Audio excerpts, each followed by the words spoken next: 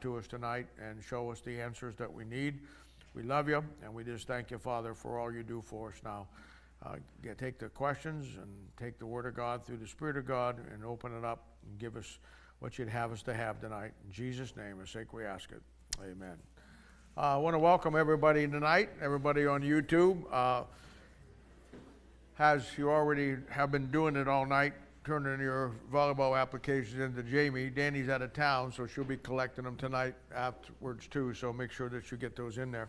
My first question here has to do with 1st and 2nd Kings and 1st and 2nd Chronicles. And these books cover, the question is, why do they seem to cover the same ground, but they're 4 different books? Originally, they were all called the Kings. And later on then Chronicles became, but the Chronicles is the Chronicles of the Kings. And I'll just give you a brief understanding here so that when you get in it and you read it, you have a little understanding of what you're dealing with. And now 1st and 2nd Kings cover a different aspect than 1st and 2nd Chronicles, though they're covering the same time period. It's a lot like Matthew, Mark, Luke, and John, except there you got 4 covering the same time period. Here you have 2 covering the same time period. But here's what you need to understand, and you need to get this at the beginning of Kings. I put it at the beginning of 1st Kings and 2nd Kings, and then when I give you what the Chronicles and say. 1st and 2nd Kings covers the same time period of 1st and 2nd Chronicles, but with a different emphasis, and this is the key. And this is why you're going to find the similarities, the same, a lot of times the same events, situations, but with a different emphasis. And this is where you need to do it. And so you want to put that there at the 1st Kings, and I'd also put it there at 1st Chronicles so you can have it back and forth. Now, here's what you want to remember. 1st and 2nd Kings covers the nation of Israel. And remember now, Israel is split.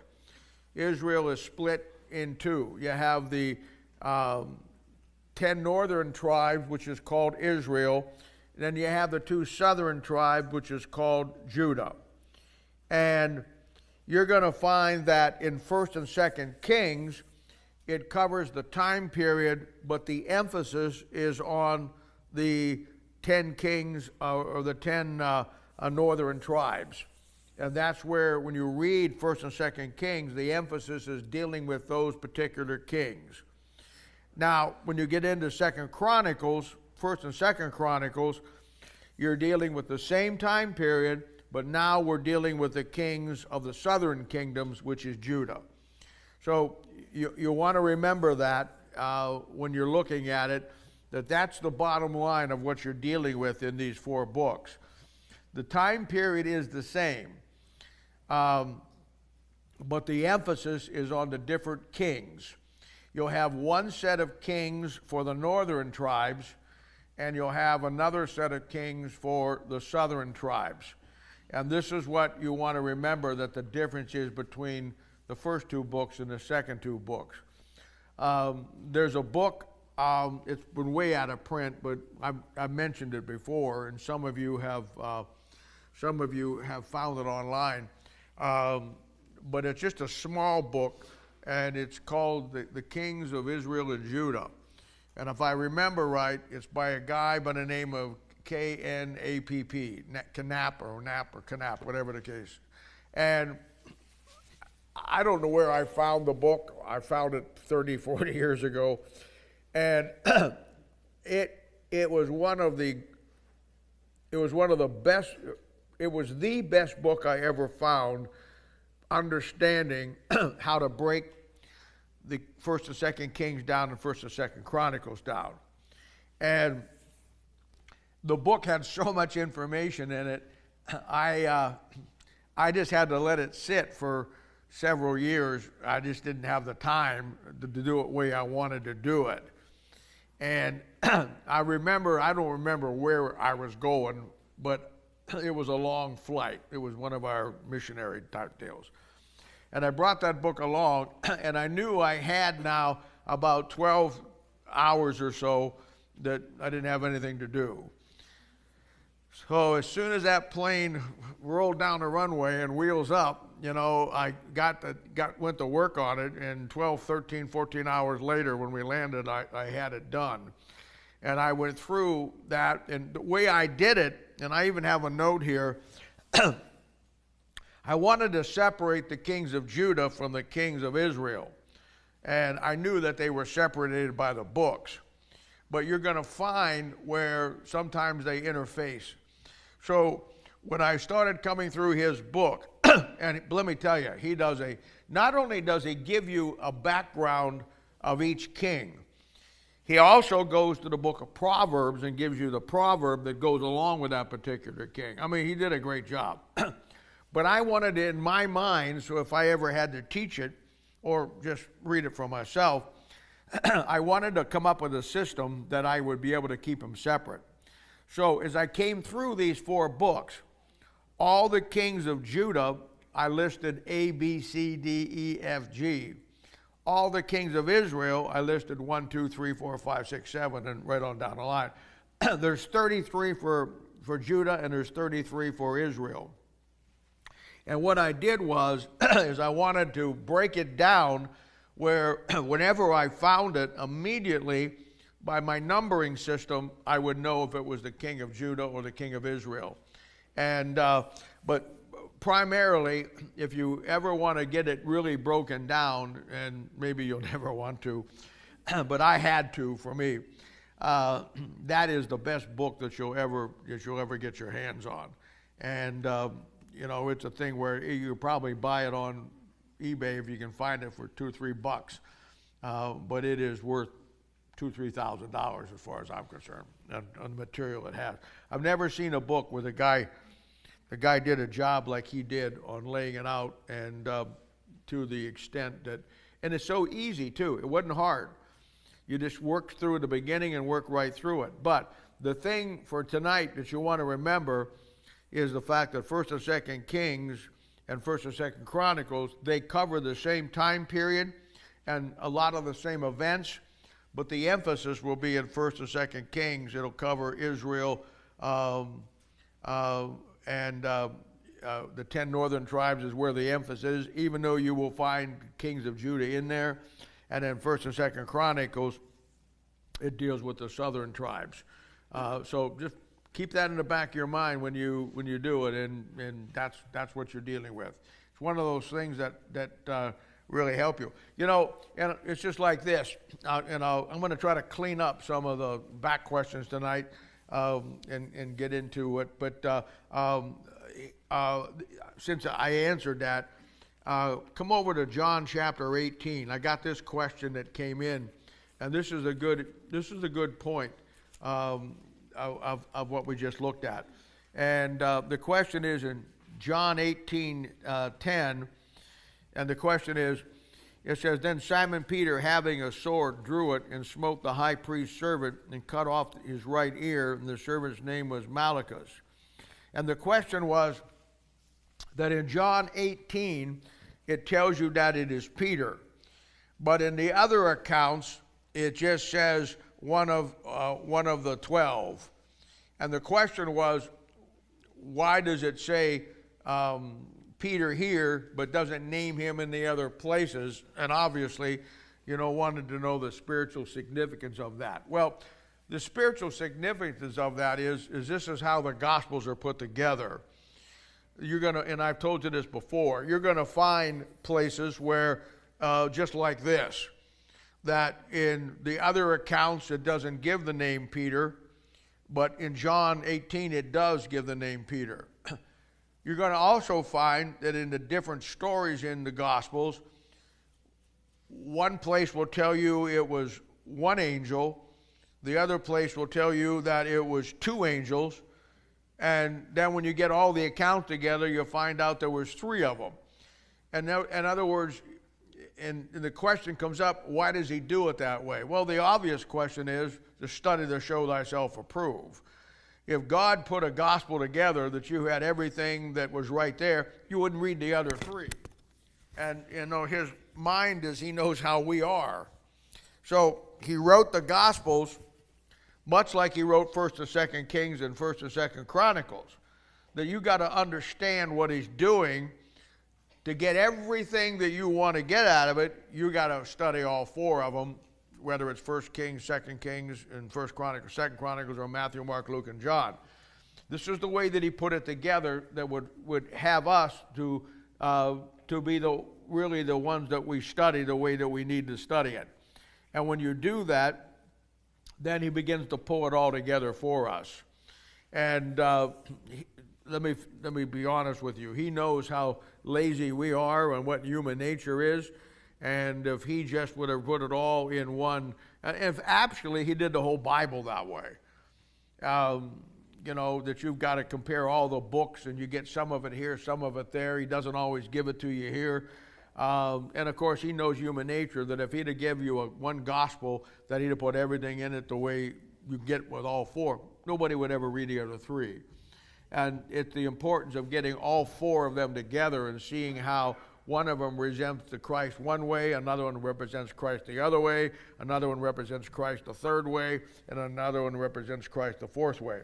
When you understand that and you put them all together, that's when you get a complete understanding of what's going on. So, hey, I appreciate questions like that, because those are questions that people that are beginning to break into the Bible, those are the kind of questions that they see it, they ask, and then when you can answer it like that, the way I just did, it gives them a better perspective of next time you get into the Gospels, why you're reading it the way it's reading it, and why he doesn't always give you everything in one book. So, that's very important.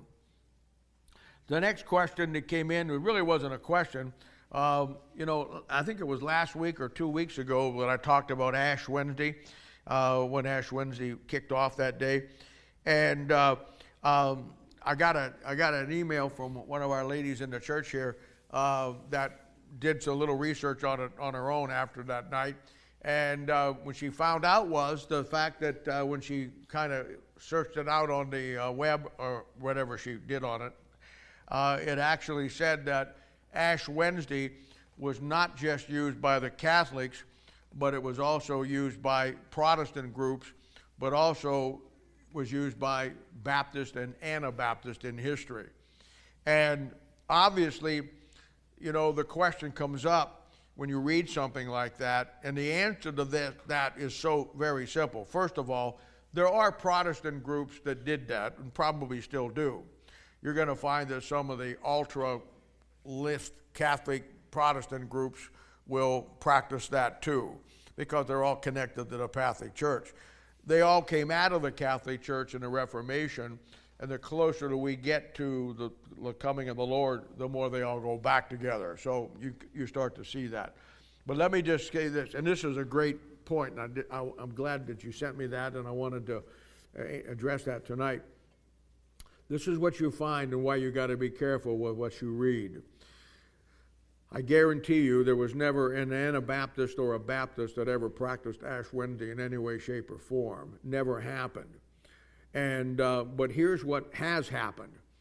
The Catholic Church, once Martin Luther's Reformation took hold, and the Catholic Church began to lose all her steam and lost all her power and lost all of her influence.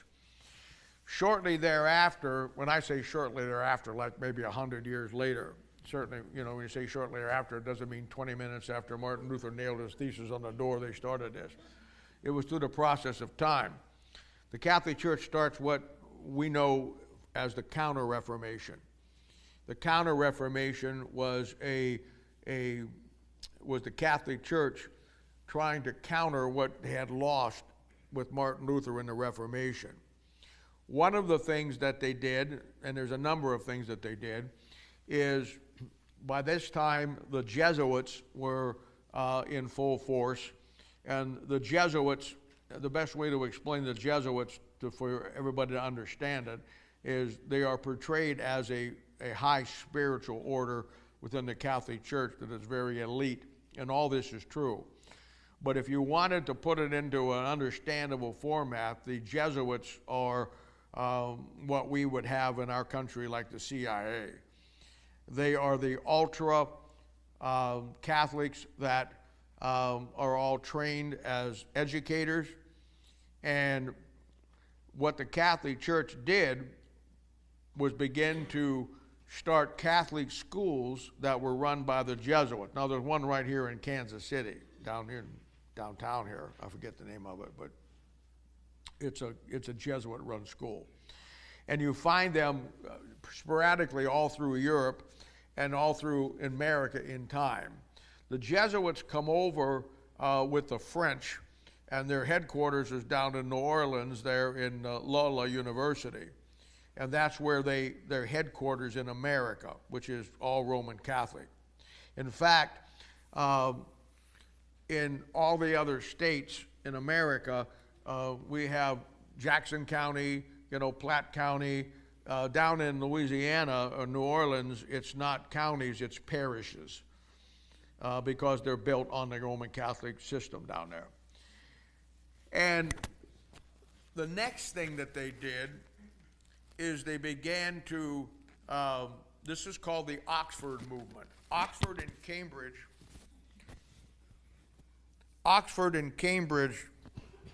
at this time in England was the two major universities that were in existence within England. And at that particular point in time, they were Bible believing as much as they could be. Well, what happened was, in the Oxford movement, the Jesuits actually went into Protestant seminaries, and they were trained by the Protestants, came out of the Protestant seminaries, and then took churches in England, and under the guise of being Protestants, they slowly brought that church back to the Catholic Church. Now, this is what you're seeing today, and why when you go to England with the Church of England, if you went to a Church in England service, you would not be able to tell it from a Catholic church. I mean, they are just right down the line together. Why? Because of the Oxford movement. You see it in America with the Lutherans. You see it with the Presbyterians. You see it with the American branch of the Church of England, which is called the Anglican Church in England. It's called the Episcopalians over here. But in all those churches, which are Protestant churches, you see the Oxford movement and what they did by destroying the Reformation. And 200 years after Martin Luther's Reformation, the Protestant churches are as dead as doornails and just on their way back to the Catholic Church through the Oxford movement. And this is what you see now in America with the established European churches, not the American cult like we talked about Sunday, but this would be the American Protestant churches that came over, and all of them have been destroyed from that, and are now on their way back to Rome. And the answer to that is, I mean, God never, I don't want to say this wrong, God never cared about those Protestant churches to begin with to any real extent. God knew he was not going to reach the world through the landlocked countries of Europe that broke with Martin Luther. He understood that all the reformers did was break the back of the Catholic Church, so then England could put shed of the Catholics and become Bible believing, and then take the gospel to the ends of the world. And that's what God's plan was. Now, the next thing that the Catholic Church did through the Jesuits is they started a counterfeit missionary movement to counter what England was doing. And they sent Jesuit missionaries all over the world to try to counter what God's Spirit was doing. It's that old concept that I tell you over and over and over and over and over and over again, is that when God moves, then the devil moves to counter it. And this is what he did. And so we see the counter. So we see these things happening all within what we call the Counter-Reformation. Now the Jesuits, they have their own pope, and most people don't know this. They are the not in a biblical way, but they are the church militant of the Catholic Church for the devil. Let's put it that way. And they are the military arm of the Catholic Church that does exactly in Christianity and other churches what the CIA does in other countries. And, you know, we get upset about, we get upset about Russia and Ukraine and North Korea and Vietnam and all these because of the internal mess and unrest that they do of overthrowing their own governments. And we make a big deal about that. The average American, I think the last count I had, and I used to keep up on this, I don't much anymore, but I think the last count I had is the United States of America had been part of directly, not indirectly, directly over 60 overthrows of governments around the world, that we went in to throne the guy we didn't want and then put the guy on that we wanted, thinking that he would be more friendly toward the Western world, and that's what we do. Well, we do it with governments. The Jesuits do it with churches, and that's what they do, and they're still at it today. They're thriving today more than ever. I mean, it's unbelievable. You know, we talk about outer space and we talk about aliens and all that stuff, which we're going to get into here in a few minutes, hopefully. But right now, as we're having our Bible study tonight, the Catholic Church through the Jesuit system, you see, they're not just religious educators. The Jesuit, and this is what you got to understand, the Jesuits spill over into every aspect of America. And over in Rome, on one of the mountains over there, the Jesuits have the largest telescope and observatory almost in the world. And they are dedicated at that observatory. And these are Jesuits now. These are Jesuits that are astrophysics. They're Jesuits that have been trained in cosmology and all of that stuff. They exist for one reason, and that is to find life in outer space, to them, if such life exists. And that's all that they do. And of course, we know the answer to that. And you can't make this stuff up. The telescope that they have, and I forget, it's a centimeter, it's close to our 200-inch in Palomar. The telescope that they have and the system that they do, and I forget exactly what the name of it is, but when you take the first letters of each one of it, the name of that telescope is Lucifer. I mean, come on, guys. You can't make this up.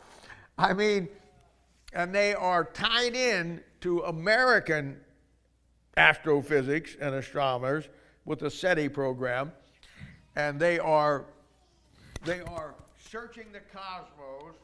I'm going to get me. I'm going to have to staple this to my chest here. That would hurt. They are searching the cosmos for life in outer space. And you know as well as I do that when life in outer space does finally show up here any moment, these are the people that are going to find it. This is where it's going to be connected. And there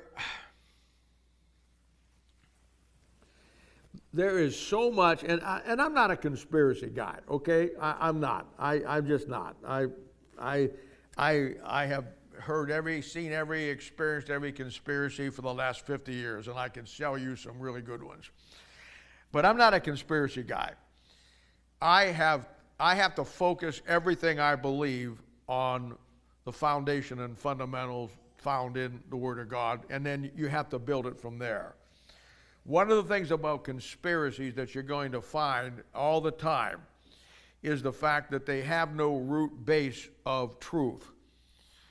A conspiracy guy, no matter what his conspiracy is, and there's 1,000 of them out there, a conspiracy guy is a guy who, when he sees the facts, he calls it a hoax, but for his conspiracy, he never gives you any facts. And that's the typical, brainwashed mindset that you find in dealing with that. But I am telling you, there's some really weird stuff that goes on in that Vatican over there with the Catholic Church. And I don't have all the answers to it. I know that the Vatican is one of the most incredible, mysterious things that you're going to find anywhere on this planet. I saw a thing a while back that was done by unsaved guys. This wasn't done by saved people who got an axe to grind with the Catholic Church. This was done just by archaeologists who were investigating things from a historical, archaeological aspect. You would not believe how much of the Vatican and everything that is over there is built on Baal's temples. That in the under the foundation of these things that are what we call the Vatican, the Basilica, and all those things, he actually went down and took you and showed you the ancient altars of Baal that these things are built on. That fits right into what Constantine did in 300 AD or 325 or 313, and it's incredible. They also, take this for whatever it's worth, they also claim to have a machine that will allow you to view back in history. It's not a time machine that you can travel back in history, but it is an apparatus that will actually show you a picture of something back in history. Now, whether that is true or not, that is a counterfeit of what you find in the Bible, what God did with what we know as the Unum and the Thummim. Most people have no idea what the Unum and the Thummim was. It was an instrument that God gave the nation of Israel. Every other thing that they had, they were given directions and they had to make it. The Unum and the Thummim, which means lights and perfection, it was given to them by God. Nobody made it. God and the high priest kept it in a chest pack, ephod on his clothes. When you find it, it was something that had letters of the Hebrew alphabet on it, and there's 22 letters in the Hebrew alphabet. And every time, and you only find it like 2, maybe 3 times in the Bible. But when you find it, Israel has a decision to make, and they don't know what the right decision would be. So when you find it in those 3 places, the priest or the high priest or whoever is going to that and asking it the question, and it looks like that the answer from God comes through that, lights and perfection, and spells out through the letters of the Hebrew alphabet what they're supposed to do. You only find it 2 or 3 times in the Bible, but that is what they're doing. They're inquiring at it about a decision that they got to make. Now, there it is in David's time with what we have today in our modern day computer system. It's the same thing, except this one was by God. And they didn't make this. God gave it to them, and they used it that way. The Catholic Church, the devil crowd, is always going to imitate something like that. And there is so much going on that is connected with outer space that it's totally unbelievable. Now, and we'll come back to that in a moment. Now, the next thing that they did through the Counter-Reformation and the Oxford movement and this is to the answer to your question here, is that the Catholics, through the Jesuit educational system, have taken control of all the news media, all of the rewriting of history. And what they have done is they have rewritten history from the Catholic perspective, showing that these Bible-believing groups, like the Waldensians, the Albigensians, the Baptists, and the Anabaptists, they portray them one or two ways.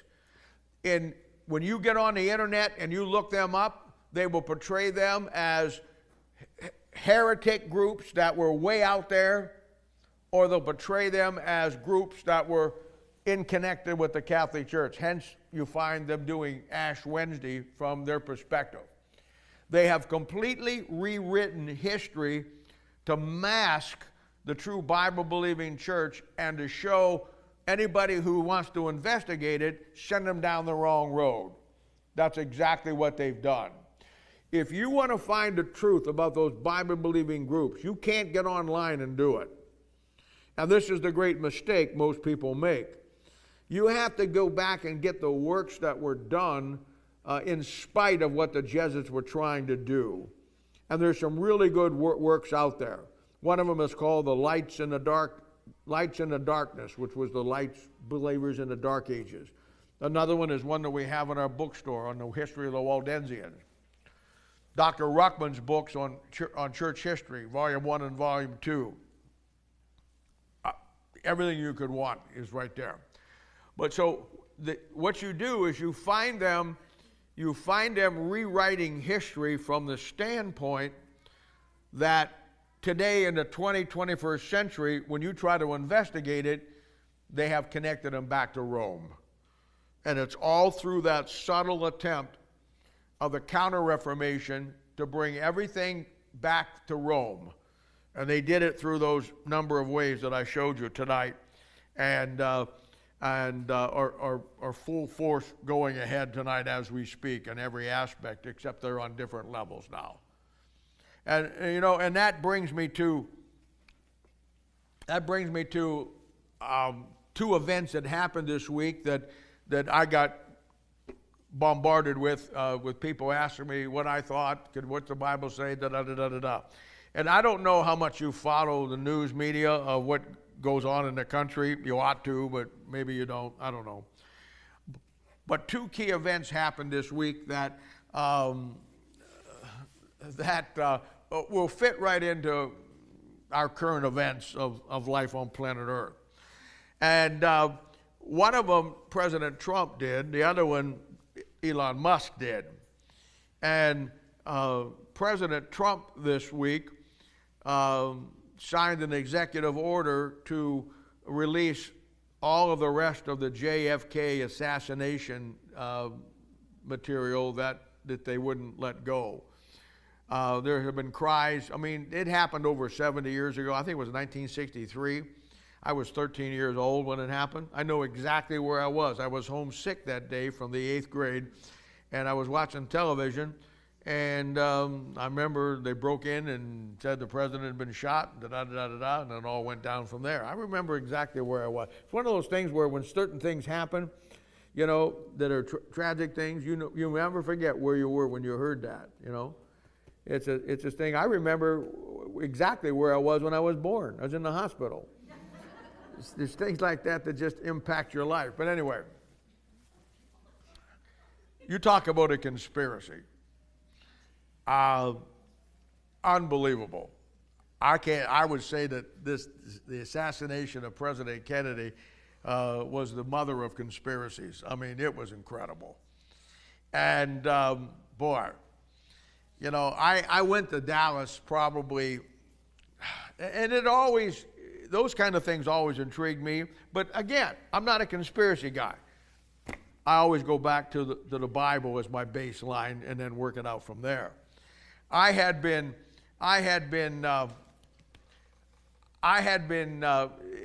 following that for years. There was a book put out by Jim Garrison, and Jim Garrison was a New Orleans attorney, prosecutor, head of the prosecutor attorneys, and he was the guy down there.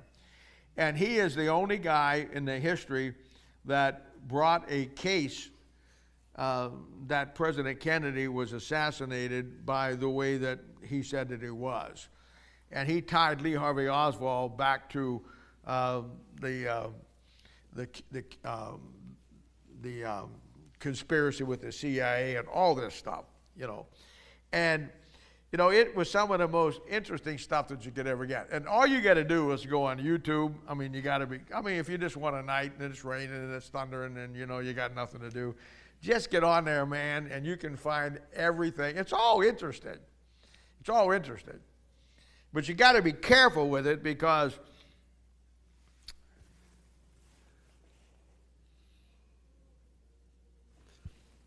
there's always somebody behind a conspiracy theory that wants to hide the truth from you. That's rule number one. The quicker you learn that, the smarter you will be. Conspiracy theories exist for a reason.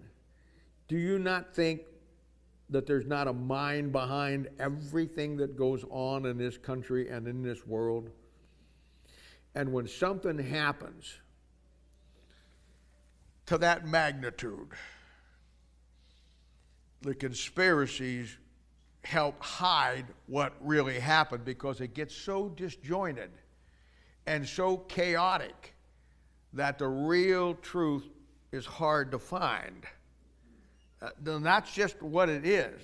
And I'm telling you, the quicker you learn that, the better off you're going to be. And the smarter you're going to be. It's just that simple. I learned that 40, 50 years ago, man. And I have looked at some conspiracies. And again, my baseline is always going to be the Bible. So,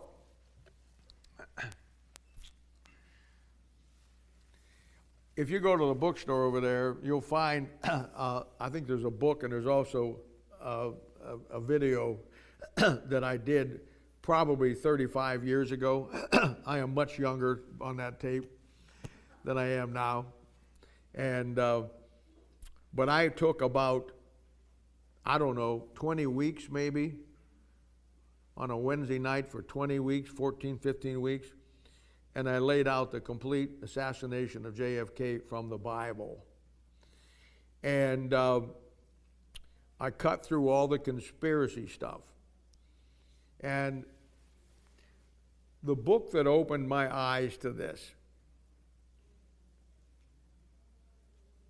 was probably on this event. And I read everything. I read the doctor's reports about the autopsies, how they didn't match in Dallas when they got him to Washington and they did the official autopsy. Somebody doctored the wounds. I read all that stuff. There's a movie on you ought to see. It's on, you can get it free on if you have the internet. It's called Parkland. Parkland. Parkland was the hospital that they took him to after he was shot. Incredible. Absolutely incredible. And the book that opened my eyes to it was a book that was written by a guy by the name of Avro Manhattan. Avro Manhattan was the greatest authority on the Roman Catholic Church probably in the history of the world. He wrote more books on the Catholic Church from the inside of what they were doing. And you know, and the thing is, he died of a natural causes as an old guy. I mean, I'm surprised he ever made it that far. He wrote some of the most damaging books that the Catholic Church could never refute. He documents everything that he says. He was without a doubt the foremost authority on the Catholic Church in every aspect of it.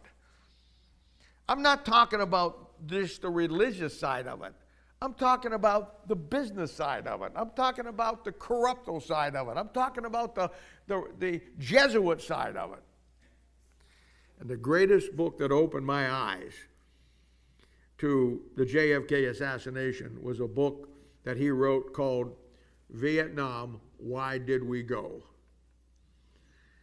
It was when I had wanted to do, based on the Bible, something about the assassination of Kennedy, because I had all of the pieces, but I didn't have the one thing that I needed. And when I read that book, I'll never forget it. When I read that book, it just like God turned the lights on. There it was. Now, every piece that I had blew the smoke of all the other conspiracies away and put it right in the Bible text, context of history, what we had here. Now, I said all that to say this. He signed an executive order, and you know, there's 80,000 documents that they never released. And the conspiracies always was, you know, about not only the assassination of him being killed, but also with Lee Harvey Oswald, who, you know, was the supposedly the lone assassin that shot Kennedy. And right out of the chute, there was a lot of things that didn't add up that fueled the conspiracy. And then what happens is they take that and they keep fanning it. And the bigger the conspiracy gets, it grows legs, and it goes here and it goes there. And it's just like every conspiracy. You can find 40 different ideas on it, and all they do are the smokescreen that masks the real truth of what happened. And so you had, you know, Lee Harvey Oswald. He was a Marine guy in the 50s, and he went to Japan, and he was a radar operator. And in the process, he defects to Russia. And he goes in and he tells the ambassador to Russia that he wants to be a Russian citizen. He defects to Russia and tells them that he's got secrets for all of the American radar. And Russia takes him in. He's in Russia for what? I don't know, 2 or 3 years. I can't remember. He marries some Russian gal. And then he decides he's going to come back to the United States. Now, what I'm saying is this is not conspiracy. This is fact truth. The conspiracy swells all around everything else, but you got to get right down to the baseline of what is and what isn't, and then just blow the smoke off the conspiracy, and what you have left is what you have left. So he decides to come back to the United States.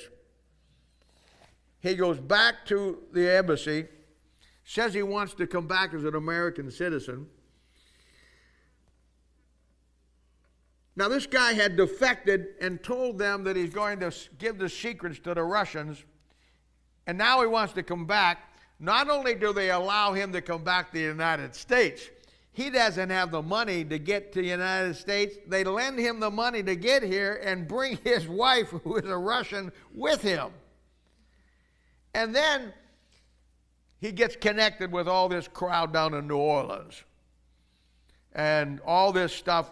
You know, anybody know who the Rosenbaums were? Anybody? Yeah, you know who the Rosenbaums were. You know who the Rosenbaums. Anybody else know who the Rosenbaums were? They made bagels in New Jersey. They were great, man. No, the Rosenbaums. Her name was Evelyn, and I forget what his name was.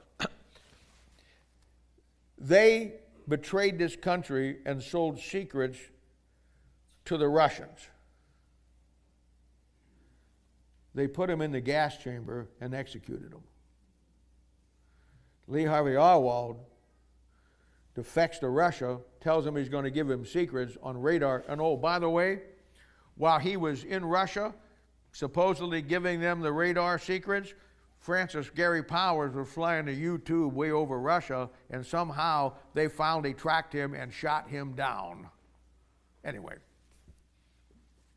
so the conspiracy theory was, and still is, that Oswald wasn't the lone nut that everybody thought he was, that he had been recruited by the CIA while he was in Japan, trained in Russian, and then sent to Russia to gather whatever information that he could, and then brought him back out of Russia with whatever information he had.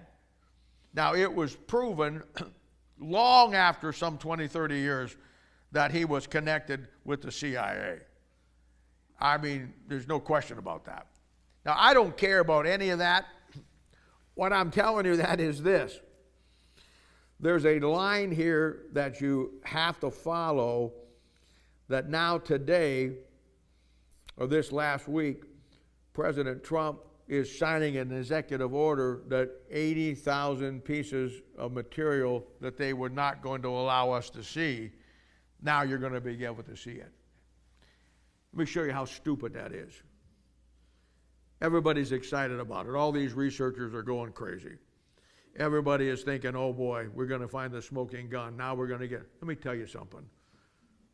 Whatever the truth was behind the assassination of JFK, that was destroyed 50, 40, 60 years ago. The idea that they have held these 80,000 back, and now our government, who keeps secrets like unbelievable, you're going to trust them, but they're going to give you everything that they have. You're going to get exactly what they want you to have. But you see, this is how they operate. You got to see this. You got to see this aspect of conspiracy crap. This is how they do it. They give you a little bit, hold some back, you fight tooth and nail, I want it all, and then they make you think you got it all. You ain't got nothing. You got what they want you to have. And the truth of the matter is, the source trail is in that book. Why Vietnam? Why did we go? Wow. There it is. It's clear as day, tracking it all the way back to the turn of the century, running it right through to where, not only where we were in Kennedy's day, but where you're at today. You have the reason he was assassinated, you have who assassinated him, you have who covered it up, and you have who was really behind it. And what were the assets that they used. You had the conspiracy that he was only the one lone gunman.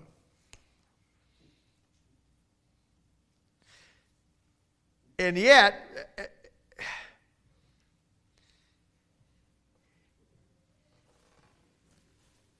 he made 3 world-class shots with an old broken-down Italian Carcano rifle that is probably the worst weapon the world has ever seen. It shoots a 6.5 cartridge, ain't worth nothing. He bought it from Klein Sporting Goods for $14. Several SBI sharpshooters from the same perch in the depository at the sandbags they put down there tried to duplicate the shots. Not one of them could do it. And Lee Harvey Oswald was one of the worst shots in the Marine Corps, according to his records. Things just don't add up. Now, I don't care. The bottom line is, I understand how the conspiracies always bubble up, and they fan them. They want them to keep going. They want you to add to it. They want everybody out there on the internet to come up with this, come up with that, because all that smoke covers the truth. And that's what they do. And I was 13 years old. The official report says that he shot all 3 from the book depository, and one shooter. People said that were World War II veterans that they heard shots coming from the grassy knoll behind them. they discredited that and said, no, no, no, there was no assassination attempt by multiple shooters. It was just Lee Harvey Oswald. I was 13 years old. I was sitting there. I wasn't really that sick, but I stayed home. But I remember I was sitting on the couch gnawing on my fudgesicle. And on the thing came the news broadcast. We interrupt this program to bring you a message, you know, and it was Walter Cronkite. And he had talked about the fact that President Kennedy had just been assassinated, and he said on the air that from the witnesses, the shots came from the grassy knoll behind him. That was the first reports. But then the first reports from Roswell in 1947 was that they found an alien spacecraft, and then 24 hours later, it was a weather balloon. See how it works? So, the idea is, and the conspiracy is, that it was all Lee Harvey Oswald. As the conspiracies develop and keep on going, you find out that that probably was not true. My point is simply this. This is how they do it. In the world that we live in America anyhow, you might as well face it. Other than this book, you will get no truth. You're never going to get the truth of what happens. Somebody says, well, I'm really excited they're going to release 80,000 pages. I'd be excited to see 80,000 pages out of the Roswell, New Mexico deal. That's what I want to see. That was the first thing that happened. Second thing that everybody got all upset about was the fact that we had 2 astronauts that were stranded at the space station for 9 months. Now, this is what I'm about to tell you. I don't really care about the being stranded up there. I mean, I do, but I don't. I mean, you know, it's a thing where I want you to see how that they lied to you. Now,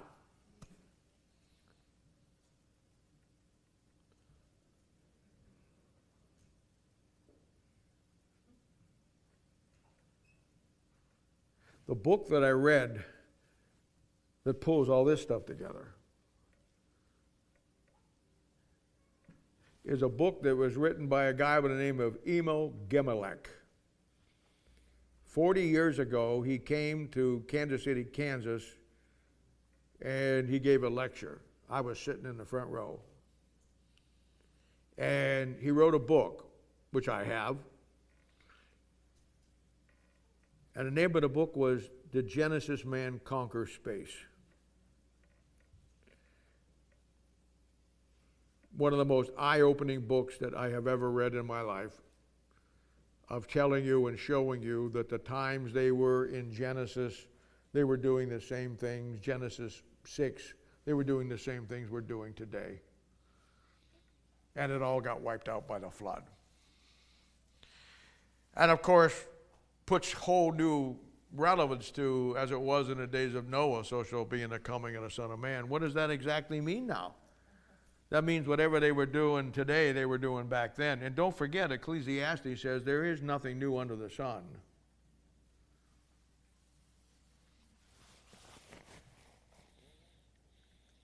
When the Antichrist shows up,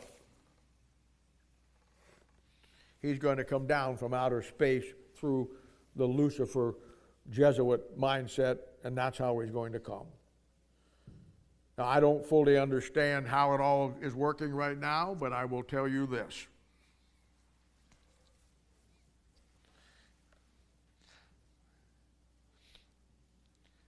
NASA couldn't get him down. So we have a guy now who is the genius of just about everything on planet Earth. He's making brain implants that he'll put into somebody's brain who is paralyzed that now they can walk.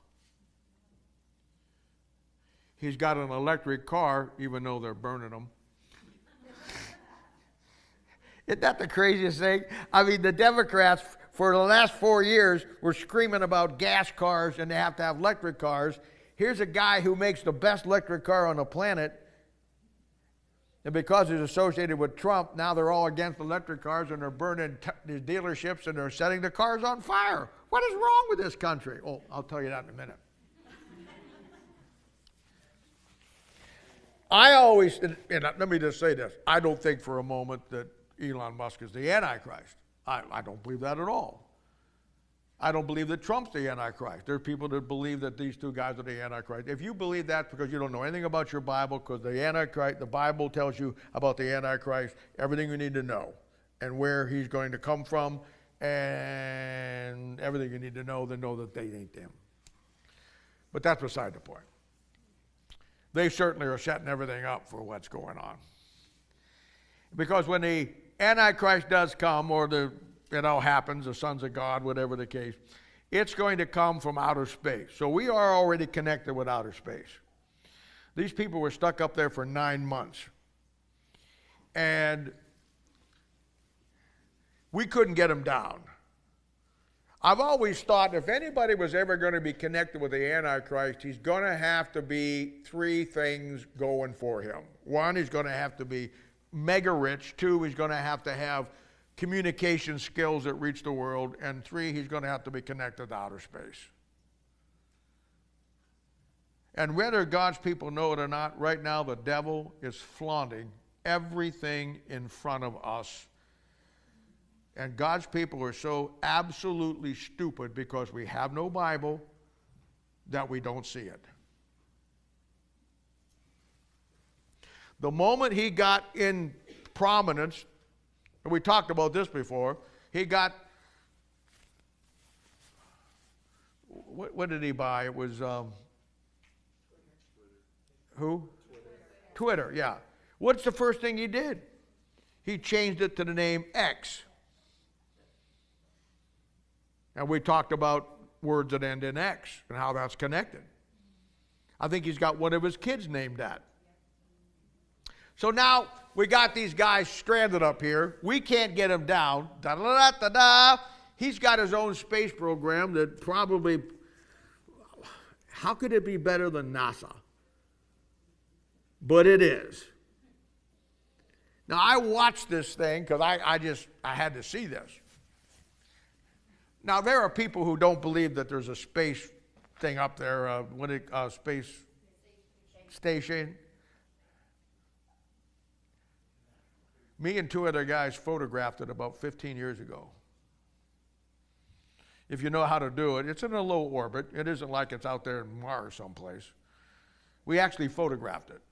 You got to know, during the daytime, you got to know what you're doing. You got to be precise with the coordinates, and it only passes over. You got to have a complete setup. Believe me, it wasn't me by myself. The other guys really knew what they were doing. I just was part of it. Well, anyway, so he gets them down, and when he gets them down from outer space,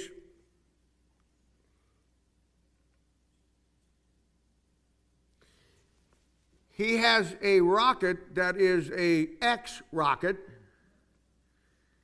and a capsule on the rocket that is called the Dragon, which is Isaiah 27 verse 1, if you know anything about your Bible. The great dragon in the sea. See? See. And I see all that and I think to myself, you can't make this stuff up. And when he comes down and the parachutes open, 4 big parachutes, and there on the top is XXXX, right in front of everybody's face. Now, the fallacy of all that is simply this.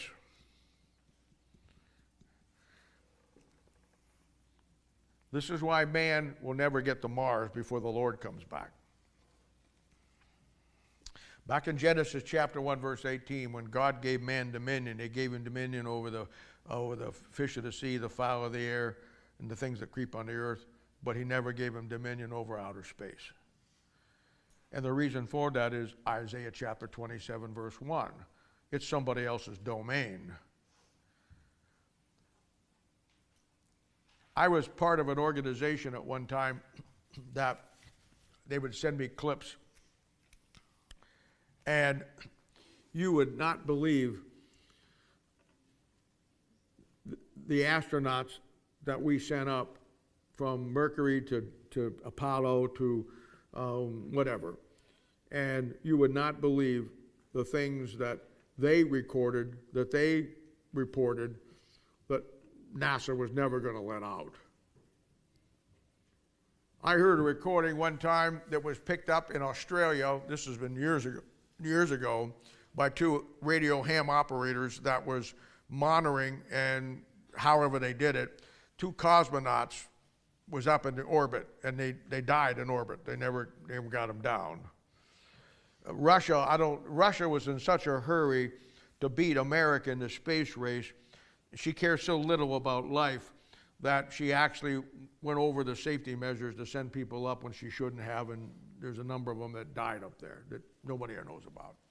These guys happened to tap in however they did it. And you know, if you're a ham operator, you get what you call skip, which you can pick up languages from another cross.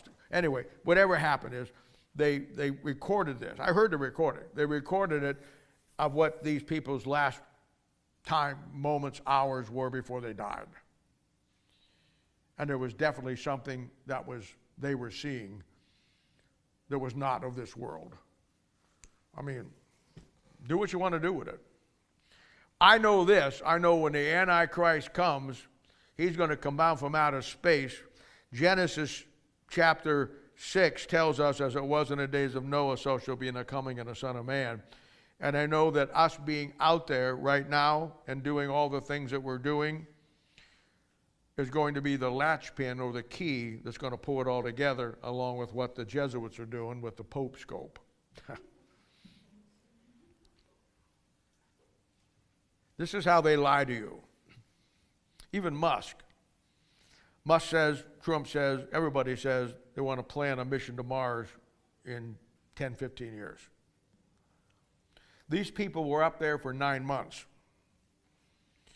It shows you how ridiculously stupid and how gullible people are. They were in a zero gravity atmosphere for 9 months.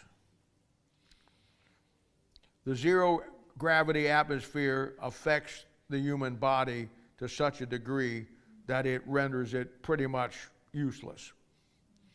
If you saw them being taken out of the capsule, they couldn't walk. They say that it's going to take at least 2 months for them to get the rehabilitated, that they can function like they were back before they left, because now they went from zero gravity to our gravity.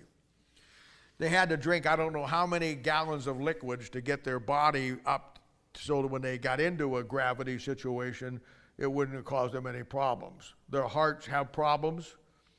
They can't walk, their legs shrink. They have to do 2 hours of exercise every day up there just to stay with the minimum. And in 9 months, it's going to take them 2 months or 3 months to get back to a normal life. After 9 months of being in space, a trip to Mars is going to be over 3 years. The closest Mars gets is 36 million miles away. You're traveling at 17,000 miles an hour, maybe a little faster than that. Let's say you can pull 20,000 miles an hour. You know how long it's going to take you to get there? Then when you finally get there, what are you going to do? Just plant a flag and come home? You're going to be there for quite a while. By the time you chart your trip back, Mars is going to be out of opposition, and now she's going to be closer to 136 million miles away. So you're looking at 3 years plus. If this is what happens in 9 months, what happens in 3.5 years? Not only do you have that effect, but you see, they're in a low orbit, so the radiation that they have to deal with is what we call solar radiation, which comes from the sun, which can be very deadly. If you're in a spaceship up there and a sun has a solar sunburst, it'll not only fry your communications and kill, but it'll kill everybody in the spacecraft. That almost happened a couple of times with their astronauts up there, but they've been lucky. But You get out of Earth's low atmosphere and you get out there in what we call the solar system. Now you have cosmic radiation. Now, cosmic radiation is the reason why God told man he can't be in outer space. When we get into Psalms 19 here, probably in another year, it says, the heavens declare the glory of God and the firmament showeth his handiwork. I'm going to show you the source of cosmic radiation and why God told man he can't be in outer space because of it. Cosmic radiation will destroy your brain cells. You'd have to have a rocket ship that weighed 150 million tons of lead steel to block it out. The average thin skin of the space shuttle or whatever one of those things are is paper thin. And they're going to be 3.5 years in a constantly bombarded. Some of the astronauts that were up there that were around the moon or went around up there, they complained of seeing lights going through their brains, like flashes of light, and they couldn't figure out what it was. And then when they got back and they analyzed it, it was the cosmic radiation that was affecting their brain by going through it. You can't live in outer space. God didn't intend man to do that because of the cosmic radiation. The solar radiation is bad enough. The cosmic radiation will fry your brain. And what you'll have by the time you go 3.5 years or so and come back is you'll have however many astronauts you send up, you'll have vegetables. And that's the reason why what you saw this week in both cases, the Kennedy files, you're going to get exactly what they want you to have. And when this thing 9 months up there and they came back and they can't even walk, their hearts, they got to be put in isolation. They have to be carried out of the space because 9 months they're destroyed their physical bodies to the point because they were someplace God didn't want them to be. In 9 months, what are you going to do in 3 years? See, all this stuff is disinformation. And then when they add the conspiracies to it, it just keeps smoking bigger and bigger and hiding the basic truth of what you have. And the only way you can slice through that is through the Word of God. If you don't think the Word of God doesn't tell you about outer space and what it is and how you can exist and can exist and why man will never make it, you underestimate the greatest book the world has ever seen. The God of the Bible is also the God of the universe. And so, you know, I got a lot of these things this week, and I talked to them, and I told them, I said, you know, it really, I mean, it's exciting. I enjoy it. It's innovative to me. That's my world. I like the things like that. I like the challenges, but I'm not under any illusion that anybody's giving me any truth. What it is giving me is the truth, but not from them. The truth based on the Word of God, or what God said about outer space, and what NASA says about it, or Musk says about it. And you give me a guy who's connected with billions of dollars, can put all kinds of stuff around the world in a split second, and then he's connected to outer space, and his rocket is an X ship with a capsule called the Dragon. Are you kidding me?